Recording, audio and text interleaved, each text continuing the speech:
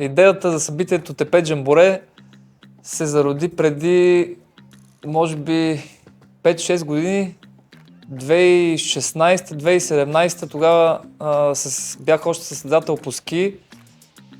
След 15 годишна кариера в алпийските ски, имах целта да се класирам за Олимпиадата през 2018 година в Корея, в нова дисциплина, която се казваше ски-крос. И тренирах страшно много на тепетата и качвах много клипчета от тепетата, как тичам, как скачам, докато правих краудфандинг кампании за събиране на средства за ски мисията ми.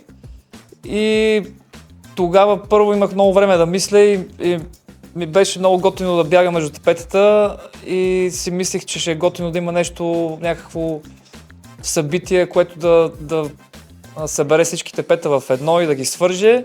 И също така получих много добра обратна връзка от фенове, от различни хора от града, като пусках клипчета, където минавам от едното на другото тепе и казаха, това е готино, трябва нещо да се случи. И оттам се зароди идеята.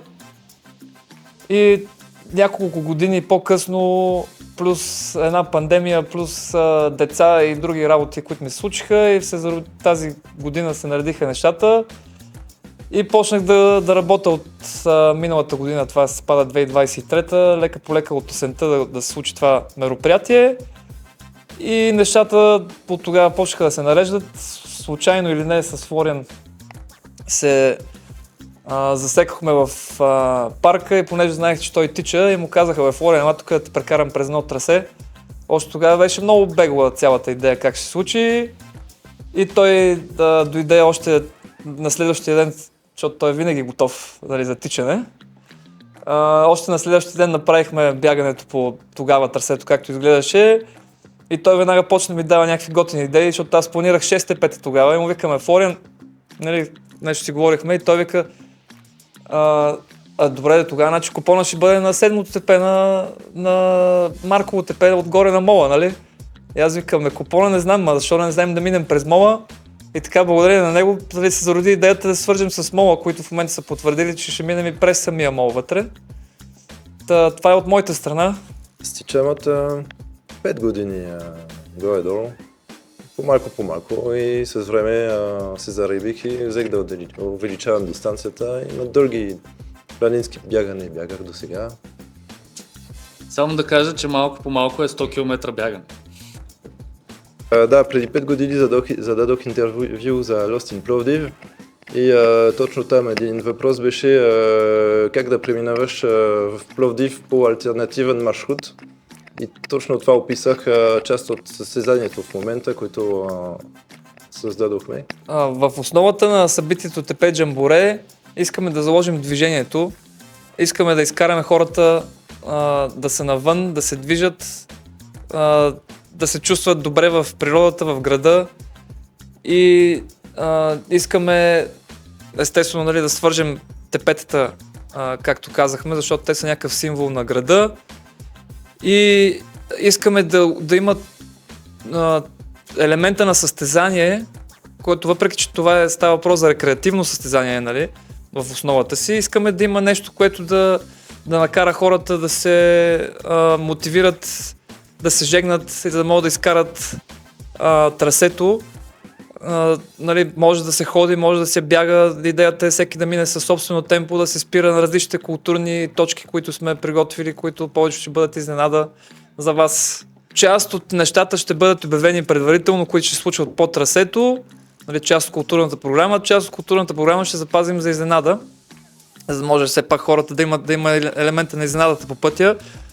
Искаме да е вълнуващо и естествено се надяваме да може да мотивираме хора, които отдавна особено искат да тръгнат да бягат, да се движат, нещо да тренират, да излезнат от залегналия живот и искаме ще направим всичко възможно заедно с нас те да тръгнат да се мотивират, за да може да тръгнат да се движат и да се подготвят в следващите 3 месеца, които остават до събитието, за да са готови да изкарат това трасе, което не е много тежко, но все пак трябва да имаш и някаква подготовка.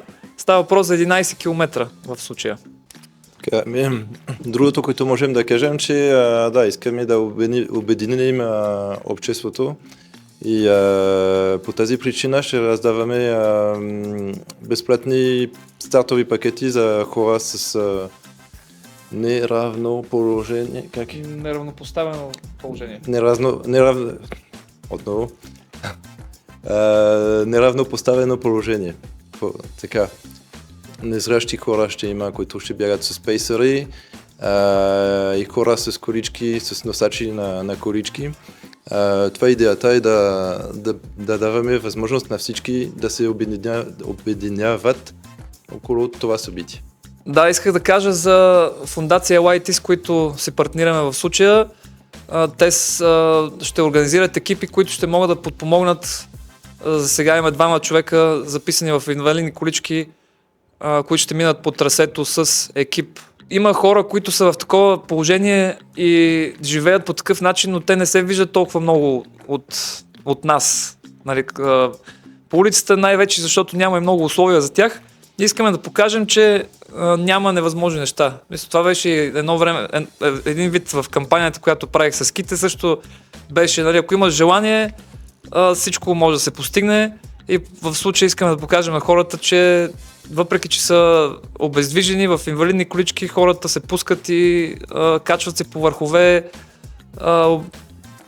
правят много неща, много вълнуващи неща. Всичко е въпрос на желание.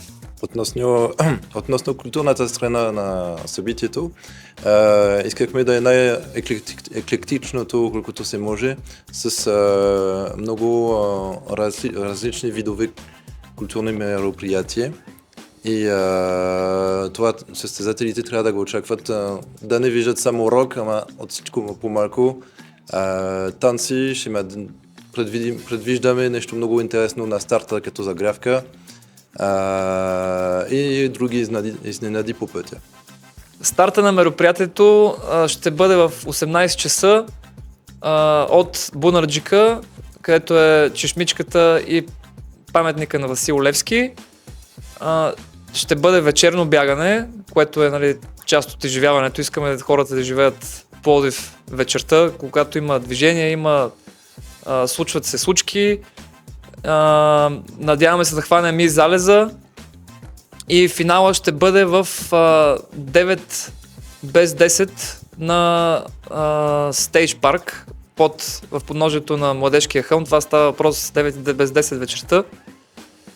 И където ще има финална алея, ще има релакс зона, ще има други интересни неща, които сме подготвили и ще има и културна програма с концерт, диджей и още допълнителни изненади. Ще има награди. Награждаването сме го планирали да бъде в 9 часа, веднага след финала.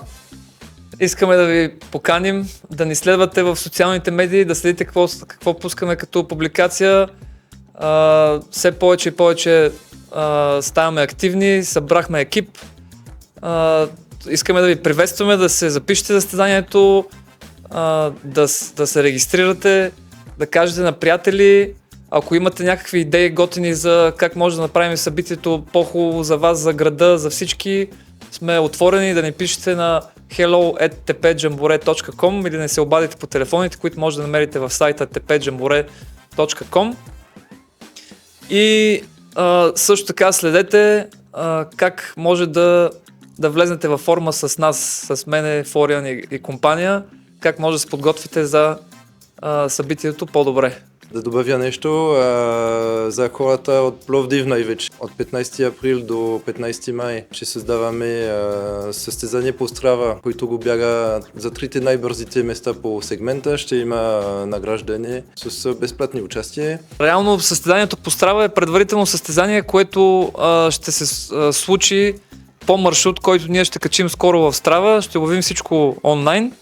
И който искаш може да се пусне по трасето, да го избяга и най-бързите времена ще получат награди и безплатно участие в състезанието. Така че още от сега почваме да ви ангажираме да действате. Добре дошли в ТП Джамборе. Добре дошли в ТП Джамборе, влезте в Джамборето.